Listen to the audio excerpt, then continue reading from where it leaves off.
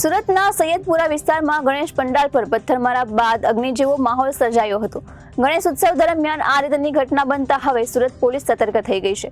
Surat police દ્વારા અલગ અલગ વિસ્તારોમાં જે સંવેદનશીલ વિસ્તાર હોય ત્યાં ડ્રોનથી કોમ્બિંગ કરવામાં આવી રહ્યું છે।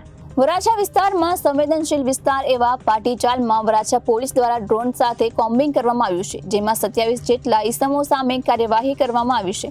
મળતી માહિતી પ્રમાણે સુરતના સૈયદપુરામાં આવેલ વિસ્તારમાં ગણેશ પંડાલ પર ધર્મીઓ દ્વારા પથ્થરમારો કરવામાં આવ્યો હતો। ત્યારબાદ પોલીસ ચોકીનો ઘેરાવો કરતા ફરી પથ્થરમારો કરતા આગ ચાંપી અને તોડફોડની ઘટના બની હતી। ત્યારબાદ સુરત પોલીસ દ્વારા કોમ્બિંગ કરીને આ પથ્થરમારો કરનાર આરોપીઓને ઝડપી પાડવામાં આવ્યા હતા।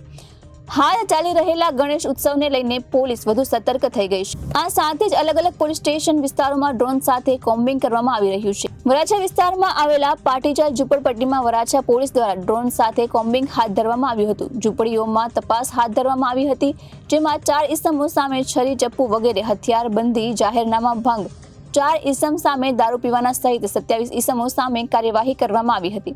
આ સાથે જ 49 જેટલા વાહનો ચેક કરવામાં આવ્યા હતા, જ્યારે એક વાહન ડિટેઇન કરવામાં આવ્યું હતું।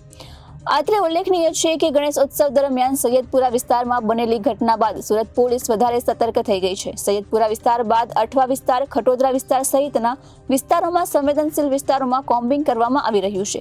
હજુ પણ તે વિસ્તારોમાં સંવેદનશીલ છે ત્યારે કોમ્બિંગ હાથ ધરવામાં આવશે।